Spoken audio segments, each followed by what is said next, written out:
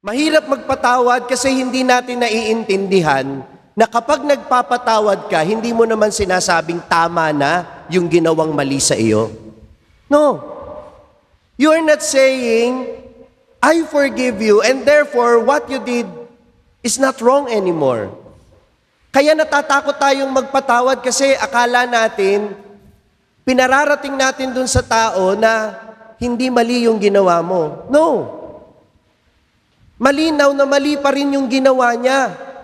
Pero dapat maging malinaw sa'yo na ginagawa mo kung ano yung tama. Dahil hindi naman maitatama ng isang mali ang isa pang pagkakamali. Hindi maitatama ng kawalang kapatawaran ang kasamaan na ginawa ng ibang tao sa'yo.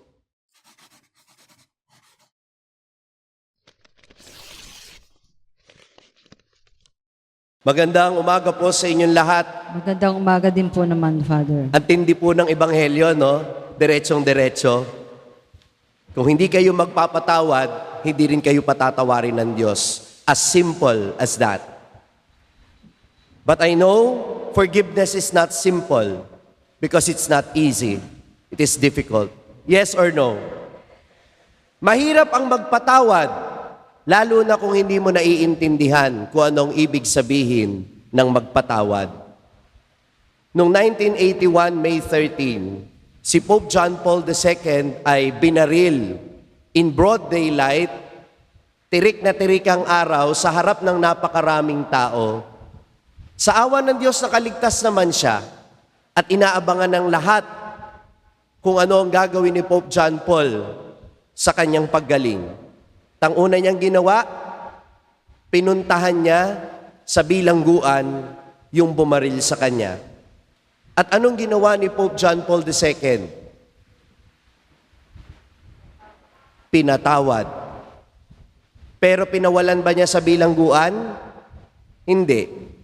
Sapagkat meron siyang kasalanan na dapat pagbayaran at dapat lumalim sa kriminal ang pagsisisi sa kanyang kasalanan.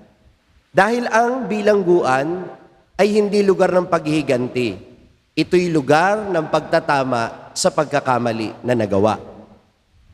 Si Cherry Pie Picache na ating kababayan kamakailan, alam natin ang kwento, pinatay ang kanyang nanay. Walang kalaban-laban dahil matanda na, pinagnakawan at walang laban na binawian ng buhay.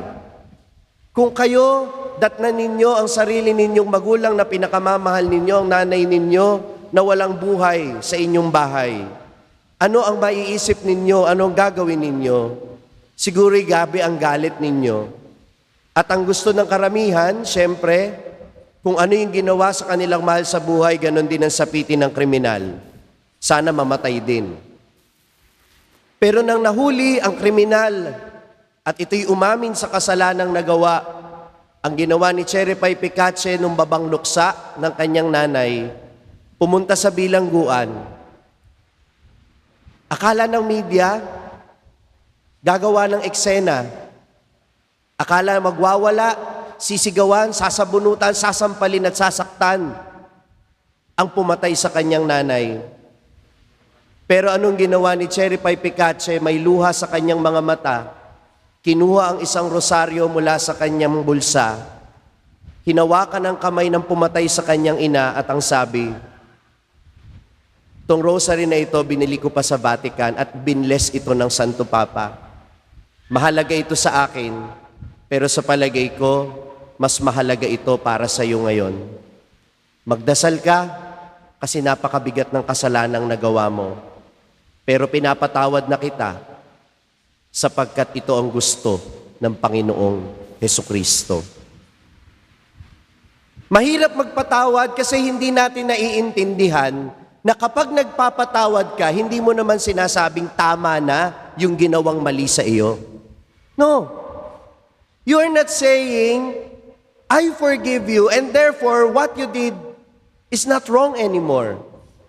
Kaya natatakot tayong magpatawad kasi akala natin, pinararating natin dun sa tao na hindi mali yung ginawa mo. No.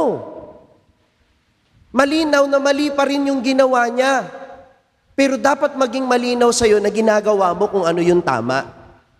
Dahil hindi naman maitatama ng isang mali ang isa pang pagkakamali. Hindi maitatama ng kawalang kapatawaran ang kasamaan na ginawa ng ibang tao sa'yo. At alam nyo kung ano ang mas masakit, tanong nyo sa akin, ano? As long as you do not forgive, you continue to hurt yourself. Hanggat hindi ka nagpapatawad, patuloy mong sinasaktan ang sarili mo.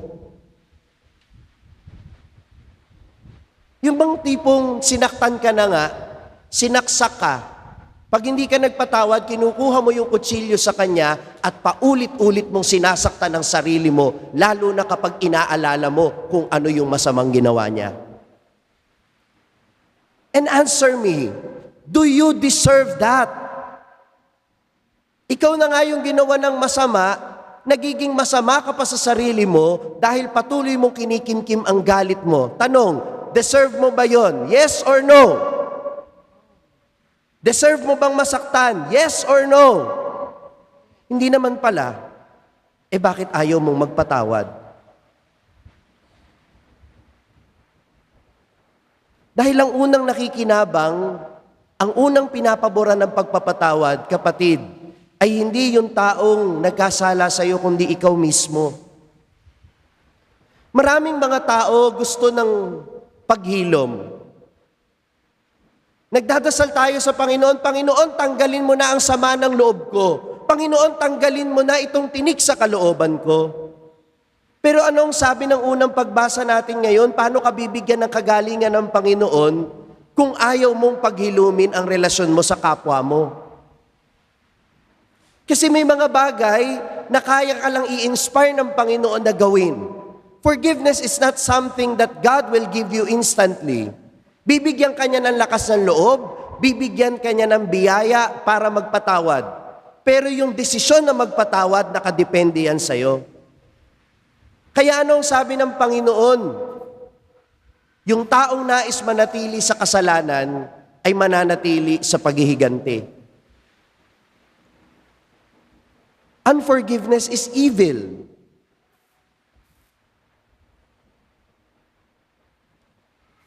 Bakit ito kasamaan? Sapagkat ang layunin ng hindi pagpapatawad ay saktan ka bilang tao. At tuwang-tuwa ang demonyo kapag hindi ka nagpapatawad. Bakit? Kasi sinasaktan mo ang sarili mo. It's like killing yourself softly.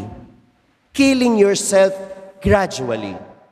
Alam nyo ba, noong 2016, nagkaroon ng pag-aaral at ito ay na-publish sa Journal of Health Psychology at sa Annals of Mental Health. Anong sinasabi sa pag-aaral na ito? Na yun daw mga taong nagpapatawad, walang mental health problems. At kung meron man, napakaliit ng percentage. At sinasabi na ang forgiveness o ang pagpapatawad ay nakaugnay sa pagbaba ng stress level sa katawan ng tao. Kaya, ang pagpapatawad ay hindi lang nagbibigay ng mental health, ng spiritual health, nagbibigay ito ng kalusugan sa buong pagkatao mo. And imagine, how much do you deprive yourself whenever you don't forgive? Ipinagkakait mo sa sarili mo ang kalusugan kapag hindi ka nagpapatawad. Inom ka ng inom ng mga kung ano-anong food supplements, herbal na ganire, herbal na ganito, pambihira. Ang kailangan lang naman palayain mo ang puso mo mula sa galit. Tama? Oh, ayaw mong magka-cancer, ayaw mong magkasakit, ayaw mo nang magpapadoktor. Anong dapat mong gawin? Abay, gamutin mo din ang sarili mo, alisin mo ang galit sa puso mo. Amen? Panay ka gusto ng pampabata, panay ka gusto ng pagpapaganda, pampagwapo. Alam mo kung ano pampaganda, pampagwapo, bawasan mo stress mo. Tanggalin mo yung kaaway mo sa puso mo. Palayain mo ang sarili mo mula sa galit. Palayain mo ang sarili mo mula sa isang kwento na nangyari na nakaraan, wala ka nang magagawa, bitiwan mo na yan. at magpatuloy ka na sa buhay mo sapagkat yan hindi pwedeng habang buhay mong pagdusahan. Tanong niyo sa akin, bakit? Pag habang buhay mong dinala yan, tandaan mo hanggang mamatay ka, daladala mo yan at pananagutan mo yan sa Diyos. Sapagkat ano ang sabi niya? Kung hindi ka nagpatawad sa lupa, huwag kang umasang patatawarin ka sa langit. Narinig niyo yon? Bihira lang humingi ng kapalit ang Diyos. Bihira lang siyang magbigay ng kondisyon sa kanyang biyaya. At ngayong ebanghelyong ito, sinasabi sa atin, may kondisyon ang kanyang pagpapatawad. At hindi ito para sa kanyang sarili, kundi para sa atin, para ma-enjoy natin ang buhay natin sa mundong ito. Kung nais nating magpatawad, magpatawad tayo sa ating kapwa, para hindi lang tayo sa kabilang buhay masaya, kundi masaya din tayo sa buhay natin dito sa lupa. Amen? Gusto nyo bang maging masaya? Gusto nyo bang maging masaya? O di palayain nyo ang puso ninyo mula sa hindi pagpapatawad. Minamahal ko mga kapatid, maganda ang sinabi ni San Pablo, kung tayo'y nabubuhay, hindi tayo para sa sarili natin. Kung tayo'y mamamatay, hindi tayo para sa sarili natin. Tayo'y sa Diyos, tayo'y kay Kristo. Kaya ang masusunod sa ating pagpapasya ay hindi ang ating sarili, kundi ang Panginoon. Dahil kapag ang prinsipyo ng Panginoon ang ginamit natin sa ating pagpapasya, siguradong tayo'y magiging masaya. Amen? At ngayong araw na ito, napakakongkreto ng hinihingi sa iyo ng Diyos para maranasan mo ang isang buhay na ganap at kasiyasiya. Magpatawad ka. Period. At ang pagpapatawad, kapatid, ay hindi nakabatay sa nararamdaman mo. Uulitin ko. Ang pagpapatawad ay hindi nakabatay sa nararamdaman mo. Dahil pag hinintay mo ang paghupa ng feelings mo, baka hindi na dumating yan. Hindi nakabatay sa nararamdaman mo ang pagpapatawad. Ito'y nakabatay sa kung ilang beses kang pinatawad ng Panginoon. Nabilang na ba ninyo kung ilang beses kayong pinatawad ng Panginoon? Nabilang nyo na ba kung gaano karaming kasalanan ang nagawa ninyo, pero pinatawad kayo ng Diyos? Nabilang na ba ninyo? Mahirap bilangin. At ito ang sinasabi ni Jesus kay Pedro, huwag kang magbilang ng kung ilang beses kang magpapatawad ng kapwa mo, sapagkat ang Diyos hindi nagbibilang ng kasalanan mo. Amen? Tayo lang naman ang mahilig magbilang eh. Pero ang Diyos paulit-ulit tayong patatawarin. Kaya sana tayo paulit-ulit ding magpatawad. Unlimited ang pagpapatawad ng Diyos, kaya wag nating limitahan ang pagkakataon na tayo'y magpapatawad. Dahil ito'y hindi naman para sa kanila, ito'y hindi lang naman para sa Diyos, higit sa lahat ito'y din ay para sa iyo, sapagkat ang nais ng Diyos, maging malaya ang puso mo at mamuhay kang masaya sa mundong ito. Sana sa susunod na pagkakataon na dadasalin natin ang Ama namin, maging totoong-totoo sa iyo ang mga salitang binibitawan mo. Patawarin mo kami sa aming mga sala para ng pagpapatawad namin sa nagkakasala sa amin. Amen. Kung na-bless ka ng pagninilay natin sa araw na ito, huwag mong kalimutang mag-subscribe sa page na ito at i-click ang bell button para manatiling updated sa tuwing nag-upload tayo ng mga pagninilay dito. At syempre, hindi pwedeng ikaw lang ang nabe-bless. Kung gusto mo ring mabless ang iyong mga kaibigan at mahal sa buhay, i-share ang link ng video na ito sa kanila.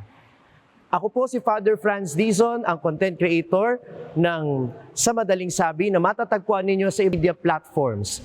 Pari ng Diocese ng Malolos. At ngayon ay matatagpuan na rin po ninyo ang aking mga pagninilay sa #1 Catholic app in the world, ang Hallow.